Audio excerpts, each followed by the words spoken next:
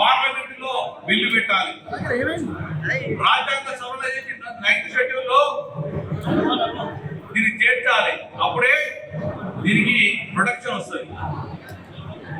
ఆ రకంగా ఎప్పుడు చేయకుండా మేము ప్రెసిడెంట్ పంపినాం, ఆర్డినెన్స్ తీస్తాం, జీవో తీస్తామని రోజు ఒక కథ చెప్పి ఇప్పుడు మోసం చేసి కేంద్రీకరించే పరిస్థితి.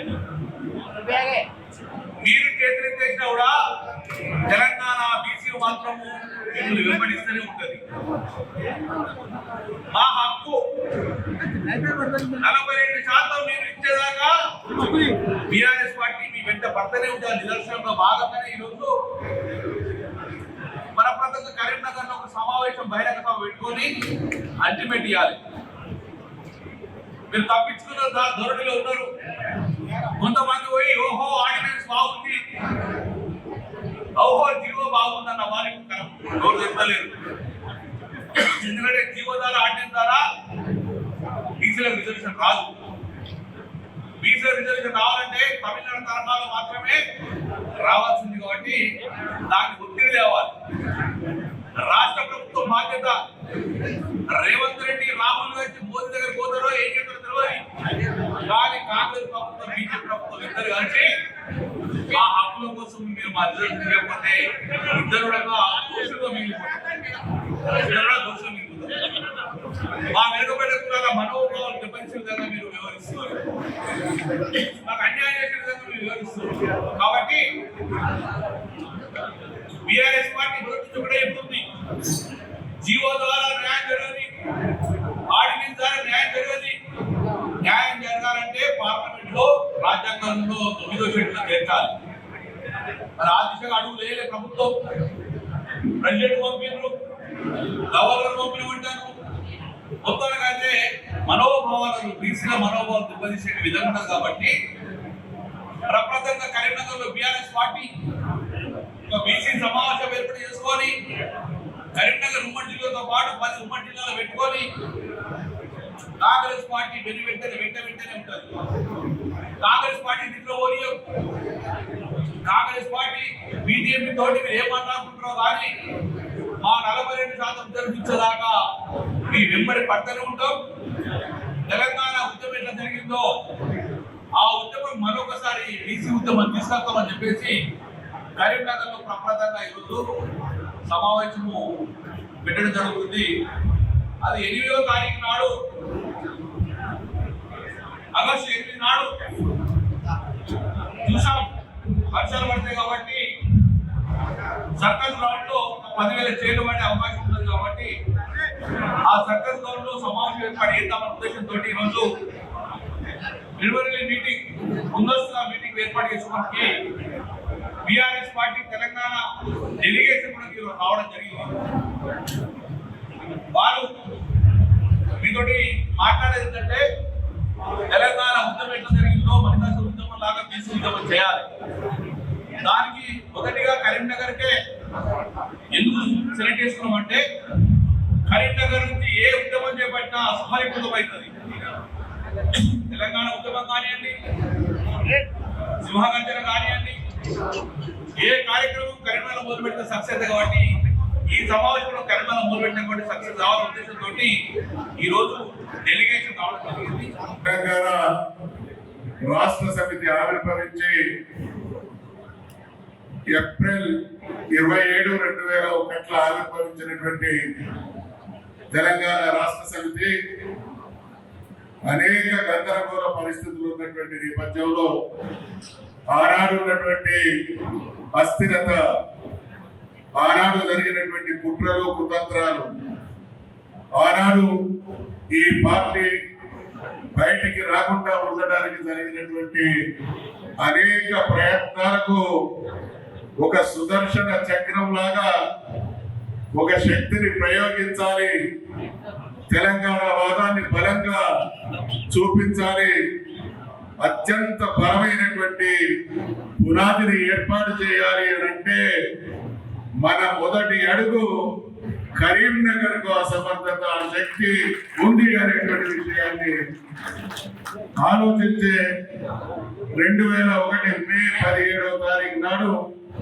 చరిత్రాత్మకమైనటువంటి సభ కరీంనగర్ లో జరిగి ఈ సభ నింపినటువంటి స్ఫూర్తి ఆ సభ ద్వారా తెలంగాణ సమాజానికి ఇవ్వబడినటువంటి సందేశం ఆ సభలోని ఆంతర్యాన్ని గ్రహించినటువంటి యావత్ తెలంగాణ కూడా కరీంనగర్ బాటనే ఎంచుకొని 14 సంవత్సరాల పాటు సుదీర్ఘ పోరాటం చేసి తెలంగాణ సాధించడంలో తెలంగాణ అంశాన్ని విజయ తీరాలను చేర్చడంలో ముందున్న జిల్లా కరీంనగర్ జిల్లా కాబట్టి నాడు తెలంగాణ ప్రజల పక్షాన పోరాడిన జిల్లా ఈ రోజు బీసీల పక్షాన బీసీలకు జరుగుతున్నటువంటి సామాజిక ఆర్థిక రాజకీయ అన్యాయానికి జరమగీతం పాడి కాంగ్రెస్ పార్టీ బీజేపీలు చేస్తున్నటువంటి మోసాన్ని ఎండగట్టి కాంగ్రెస్ పార్టీ ఇచ్చినటువంటి హామీని తుంగలో దొక్కి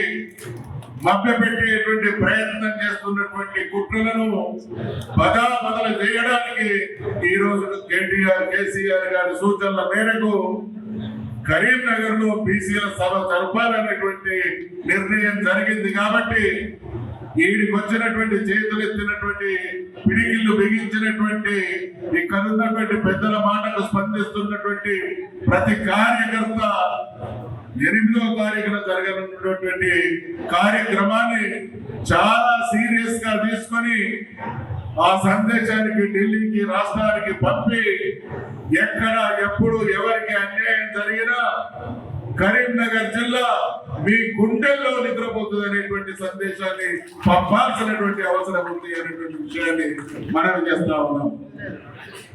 బీసీ డిక్లరేషన్ ఈ దేశంలో రాజ్యాధికారంలో ఉన్నటువంటి కాంగ్రెస్ బీజేపీ పార్టీలు ఏ రకంగా దేశంలో ఉండేటువంటి బీసీలను మోసం చేసినాయి అనేటువంటి దాన్ని మనం సింహావలోకనం చేసుకుంటే దేశంలో మెజార్టీగా ఉన్నటువంటి బీసీల కులగణన జరగదు. దేశంలో మెజార్టీగా ఉన్నటువంటి బీసీలకు మంత్రిత్వ శాఖ ఉండదు. దేశంలో మెజార్టీగా ఉన్నటువంటి బీసీలకు 40-50 లక్షల కోట్ల బడ్జెట్ తో కేంద్ర ప్రభుత్వం నడుస్తా ఉంటే నడిచేటువంటి ఆ ప్రభుత్వం బడ్జెట్ కేటాయింపుల్లో 50% పైగా ఉన్నటువంటి బీసీలకు 2-3 వేల కోట్ల నిధులు మాత్రమే కేటాయిస్తున్నారు అంటే ఈ దేశంలో బీసీలు 2వ శ్రేణి పౌరులుగా కొనసాగడానికి ఈ 2 పార్టీలు చేసినటువంటి కుట్రే కారణం అనేటువంటి విషయాన్ని ఈ సందర్భంగా నేను మనం చేస్తా ఉన్నాను.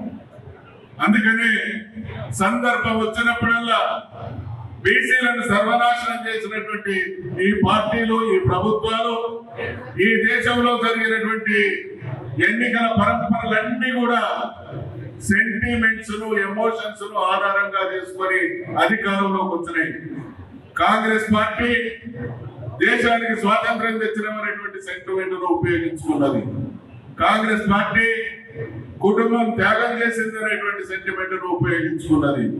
కాంగ్రెస్ పార్టీ బంగ్లాదేశ్ యుద్ధంలో గెలిచిన అనేటువంటి సెంటిమెంట్ ఉపయోగించుకున్నది. ఇలా బీజేపీ పార్టీ రథయాత్ర అన్నది, రామ మందిర నిర్మాణం అన్నది, కార్గిల్ అన్నది, మరొకటి అన్నది. ఈ రకంగా అన్ని సెంటిమెంట్స్ అయిపోయినాయి కాబట్టి మళ్ళీ ఏ సెంటిమెంట్ ద్వారా 20 సంవత్సరాలు ఈ దేశాన్ని పాలించవచ్చు అని ఆలోచిస్తే ఇక ఎక్స్ప్లాయిట్ గా అనేటువంటి మిగిలి ఉన్నటువంటి ఏకైక సెంటిమెంట్ బీసీ సెంటిమెంట్ కాబట్టి ఒక కుట్రపూరితమైనటువంటి ఆలోచనతో ఈ రాష్ట్రంలో అధికారం కాంగ్రెస్ పార్టీకి అందరి ద్రాక్షగా మారింది. తెలంగాణ తేవడంతో పాటు 10 సంవత్సరాల తన పాలనా కాలంలో అప్పటి వరకు 50-60 సంవత్సరాలుగా సమస్యలుగా కొనసాగుతున్నటువంటి సమస్యల మధ్య గుణారెలుతున్నటువంటి తెలుగు జాతికి, తెలంగాణ జాతికి, తెలంగాణ రాష్ట్రాన్ని సాధించడమే కాకుండా తెలంగాణలో ఉన్నటువంటి అన్ని సమస్యలకు పరిష్కారం చూపిస్తూ అద్భుతమైనటువంటి పాలన కొనసాగిస్తూ దేశంలోనే ఆదర్శవంతమైనటువంటి పాలనకు దిక్సూచిగా తెలంగాణను నిలిపినటువంటి పరిస్థితులలో ఇక తెలంగాణలో అధికారంలోకి రావాలి అనంటే బీసీల ఓటు బ్యాంకును కొల్లగొట్టడం మాత్రమే ఏకైక మార్గం అనేటువంటి ఆలోచనతో దేశ రాష్ట్ర రాజకీయాల్లో భవిష్యత్ అంతా ఈ అంశానిదే అనేటువంటి ఉద్దేశంతో ఆ సెంటిమెంట్ ఉపయోగించి వీళ్ళు ఉపయోగించే సెంటిమెంట్లన్నీ ప్రజల క్షేమం, ప్రజల అభివృద్ధి, దేశ పురోభివృద్ధి కోసం కాదు, అధికారంలో గుప్పిట పెట్టుకొని శాశ్వతంగా బీసీలను రెండవ శ్రేణి పౌరులుగా చేసేటువంటి కుట్రే. అదే కుట్ర తెలంగాణలో జరిగింది కాబట్టి కామారెడ్డి డిక్లరేషన్ తర్వాత 1 సంవత్సర కాలం పాటు దాని ఊసే ఎత్తలేదు కాంగ్రెస్ పార్టీ.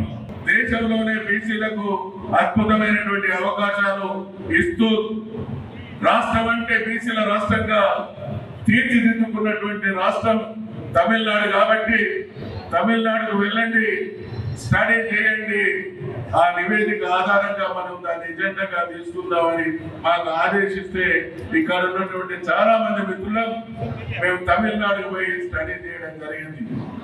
అక్కడ మొదలైంది కాంగ్రెస్ పార్టీ జననం.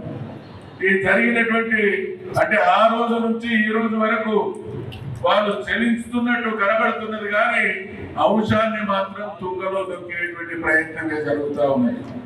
అధికార పార్టీగా నిబద్ధత ఉండవలసినటువంటి పార్టీగా స్ట్రేట్ గా టిఆర్ఎస్ పార్టీ ఎంత స్పష్టత ఇచ్చింది అనంటే 42% రిజర్వేషన్లు అమలు కావాలి అనంటే మన ముందున్నటువంటి ఏకైక పరిష్కార మార్గం 9th షెడ్యూల్లో చేర్చడం ద్వారా మాత్రమే అది న్యాయం జరుగుతుంది అనేటువంటి మాట మనం మాట్లాడితే దాన్ని అనేక సందర్భాల్లో అనేక రకాలుగా వర్గీకరించి ఇప్పుడు ఆ లైన్కి వచ్చి అది కూడా చిత్తశుద్ధితో చేసేటువంటి ప్రయత్నం చేస్తలేదు.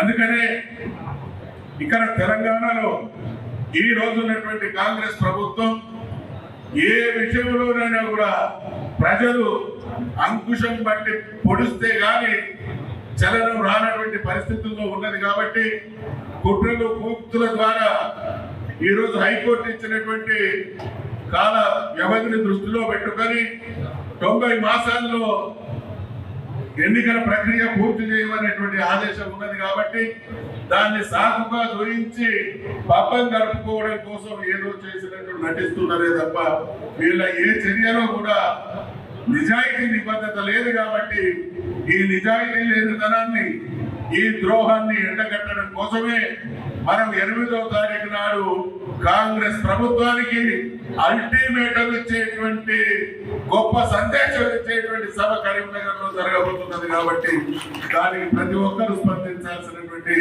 బాధ్యత అవసరం ఉంది అనేటువంటి విషయాన్ని మనం చేస్తా ఉన్నాం. అదే క్రమంలో మరి ఇక్కడ ఉన్నటువంటి సోదరులు పుట్టామతి గారు కనబడతలేదు, నేను అందరూ చూసిన ఇక ఆ అంశానికి మేమందరం అనే రోజు కూడా పుట్టామలు నిరంతర స్లోగన్ మేమెంతో మాకంట, మేమెంతో మాకంట అనేటువంటి మధు స్లోగనే మనందరి స్లోగన్. కానీ అది బీసీ బిడ్డలుగా మన హక్కు, మన నినాదం.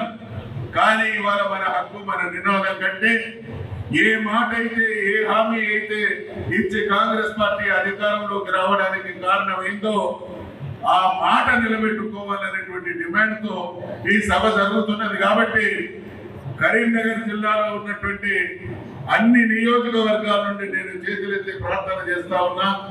ఇది కరీంనగర్ లో జరిగేటువంటి బీసీల హక్కుల ఆత్మగౌరవ పోరాటమే కాదు, తెలంగాణ యావత్తు భరోసా పెట్టుకున్నటువంటి జిల్లా. కాబట్టి ఇది తెలంగాణలో ఉన్నటువంటి 2 కోట్ల బీసీ బిడ్డల ఆకాంక్షకు న్యాయం జరగడం కోసం జరుగుతున్నటువంటి కార్యక్రమం. కాబట్టి కరీంనగర్ జిల్లాలో ఉన్నటువంటి ప్రతి బిడ్డ, బీసీ బిడ్డ కదలాలి.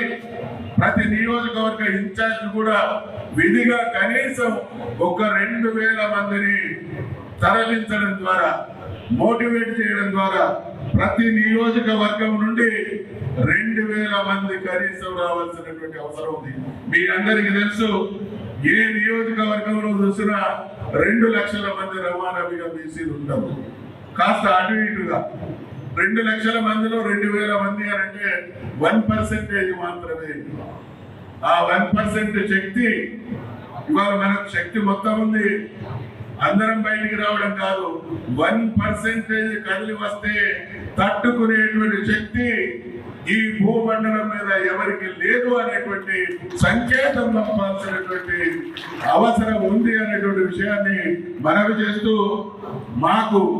మాకంటే ఎక్కువ ఈ పార్టీని నడిపించేటువంటి అగ్రనాయకత్వానికి కరీంనగర్ చైతన్యం మీద, కరీంనగర్ పోరాటం మీద, కరీంనగర్ లో ఉన్నటువంటి బీసీ వాదం మీద ఉన్నటువంటి నమ్మకమే సోదరులు కమలాకర్ గారు. మేము ఆ రోజు చెన్నై పోయినప్పుడు, చెన్నై నుండి తిరుగు ప్రయాణం కాకముందే చెన్నైలో సభ జరిగి అక్కడ ఉండేటువంటి అధికారులతో సమీక్ష జరిగినటువంటి సందర్భంగా తేలిన అంశాల తర్వాత మనం ప్రజాక్షేత్రంలోకి పోయి ఈ విషయాలన్నీ తెలంగాణ సమాజానికి చెప్పడం ద్వారా జరిగినటువంటి అన్యాయాన్ని తెలుసుకొని ప్రతి బిడ్డ, బీసీ బిడ్డ స్పందించేటువంటి వాతావరణాన్ని కల్పిద్దామనేటువంటి ఆలోచన చేసినప్పుడు, ఆ తర్జన భర్జన జరుగుతున్నప్పుడే అన్నా నా జిల్లాతో ప్రారంభిద్దామని మా అందరికి మొదలు సూచించినటువంటి మన నాయకుడు గంగుల కమలాకర్ గారు. కాబట్టి గంగుల కమలాకర్ గారి ఆ మాట వెనుక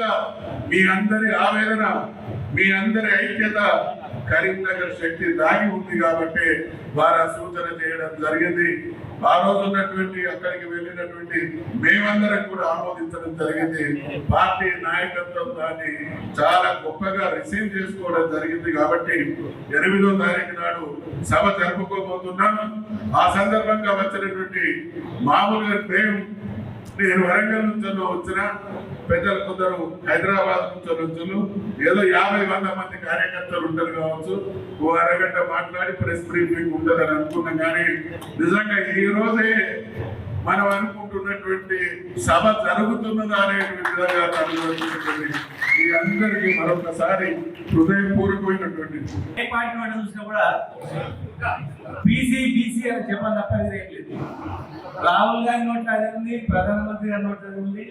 ఏ పార్టీ వచ్చినా కానీ బీసీ అంటే ఎన్ని సంవత్సరాలకు వీళ్ళకి మనం గుర్తొచ్చినందుకు, వీళ్ళ ఓట్లతో మనం బయట కూర్చున్నాం, వీళ్ళ ఓట్లతో అనుభవించిన వీళ్ళని మర్చిపోయినాం.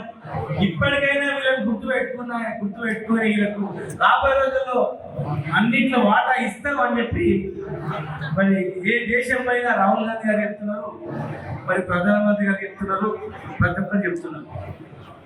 సరే, ఎంతవరకు చేస్తారనేది ఇలా మన పార్టీ, మన నాయకుడు చెప్పకుండా అనేక రకాల రిజర్వేషన్ మార్కెట్ కమిటీలు కావచ్చు, ఒక ఎంపీలు ఇస్తే ఎంపీలలో కావచ్చు, రాజ్యసభ ఎంపీగా సెలెక్ట్ చేస్తే ఇట్లా ఎవరిని బీసీలను చేద్దాం, ఎమ్మెల్సీలు బీసీలను చేద్దాం, అట్లా అనేక రకాలుగా మనం మార్పులు తెచ్చినా కూడా ఇంకా తేవాల్సిన అవసరం ఉంది. మన పరిధిలో మనం చేసిన ఇవాళ మీరందరూ కూడా తెలుసుకోవాలి.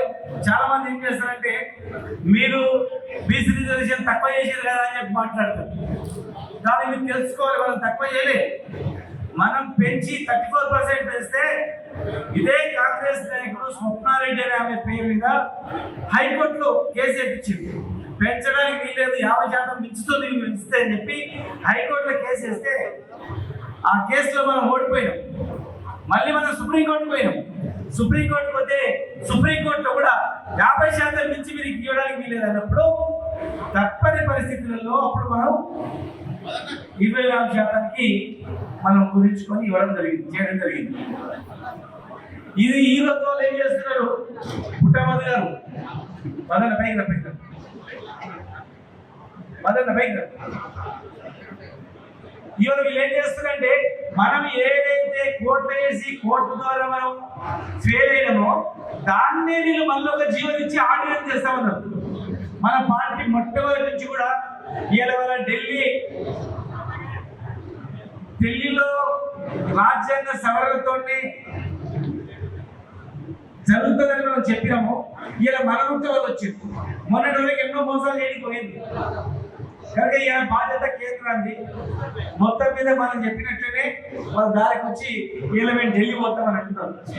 నువ్వు ఢిల్లీ పోతావో ముంబై పోతావో తెలియదు నాకు, కానీ మీరు 42% ఇచ్చి ఎలక్షన్లో పోతామన్నావు, అది మాకు కావాలి అని చెప్పి మన దాని మీద ఆ కార్యక్రమం మీద మనం ఇది రేపు అన్నిట్లలో కూడా ఏ మీటింగ్ పెడతామో గంగులన్న ముందుకు వచ్చి ఫస్ట్ మా కరీంనగర్లో పెట్టాలి, కరీంనగర్ నుంచి స్టార్ట్ చేయాలన్నప్పుడు కేటీఆర్ గారు కూడా మనకు కరీంనగర్ మంచి అయి వస్తుంది, కరీంనగరే మనకు అన్ని ఉద్యమాలకు ముందు నుంచి అది నడిపినాం కనుక కరీంనగర్ నుంచే పెడదామని చెప్పి మరి సరే కరీంనగర్ నుంచే పెడదామని చెప్పి చెప్పడం జరిగింది. కనుక ఇక్కడ వచ్చినటువంటి నాయకులు దయచేసి మరి మనం ఎక్కువ ఓటు పేర్కొన్నటువంటి వర్గం ఇది. మీరు ఏ సర్పంచ్ ఇవ్వబడ్డా, జెడ్పీటీసీ ఇవ్వబడ్డా, ఎమ్మెల్యే ఇవ్వబడ్డా, ఎంపీ ఇవ్వబడ్డా, ఏ పిల్లబడ్డా ఎలక్షన్లో ఓటు వేయడంలో ఏ ఎలక్షన్ సింగిల్ ఉన్నాయని ఇస్తున్నా కూడా బరాబర్ 50% పైనే ఉంటుంది, 60% పైనే ఉంటుంది. మరి మీకు వీళ్ళందరూ కూడా అవసరం కనుక ప్రతి ఒక్కరు కూడా వీళ్ళని కదిలించాల్సిన అవసరం ఉంది. భవిష్యత్తులో మహిళా నాయకత్వం కూడా చాలా అవసరం. 33% రిజర్వేషన్ ఇవ్వడం జరిగింది. 33%లో బీసీ లేరు కదా, బీసీ రిజర్వేషన్ ఎట్లా దానిపైన కూడా మన పోరాటం ఉంది. కనుక భవిష్యత్తులో చట్టసభలో కూడా ఇస్తామంటారు, దానిలో కూడా మరి గొప్ప అవకాశాలు ఉంటాయి. కనుక ఇది కరీంనగర్లో మొట్టమొదటి సభ గంగులన్న మరి ఇక్కడ పెట్టిండు. ప్రతి ప్రోగ్రాంలో కూడా వాళ్ళంతా సహాయం మరి పార్టిసిపేట్ జిల్లా వాళ్ళందరూ కూడా భద్రపాలు అందరూ కనుక ఆ రోజు వేలాది మందితో ఎంతమందిని అన్నందరూ ఇన్ఫార్మ్ చేస్తాడు. దయచేసి వేలాది మంది ఆ రోజు రావాలి. ఇది మన ఆత్మగౌరవ పోరాటం. తెలంగాణ గురించి ఎట్లయితే మనం పోరాటం చేసినామో తెలంగాణ మాదిరిగా ఇది మన ఆత్మగౌరవం గురించి చేసేటువంటి పోరాటం. మన పార్టీ కట్టుబడి ఉంది, ఆ లైనప్లోనే ఉంది. కనుక మనం ఆ దాని దిశగా ఆ రోజు అందరూ హాజరై మన నాయకత్వం ఇచ్చినటువంటి సూచనలు సలహాలు పాటించి ముందుకు తీసుకుపోవాల్సిన అవసరం ఉందని చెప్పి మరొకసారి మీ అందరూ కూడా గుర్తు చేస్తూ తెలుగులో న్యూస్ కి ఫాస్టెస్ట్ యాప్ ఇప్పుడు టోటలీ న్యూ అవతార్లో జస్ట్ 5 seconds లో కంప్లీట్ న్యూస్, సోషల్ మీడియాలో ట్రెండ్స్ కి one stop solution, live TV app, voice search option తో ఇప్పుడే డౌన్లోడ్ చేయండి లేదా అప్డేట్ అయిపోండి. యాప్ లింక్ డిస్క్రిప్షన్ లో ఉంది.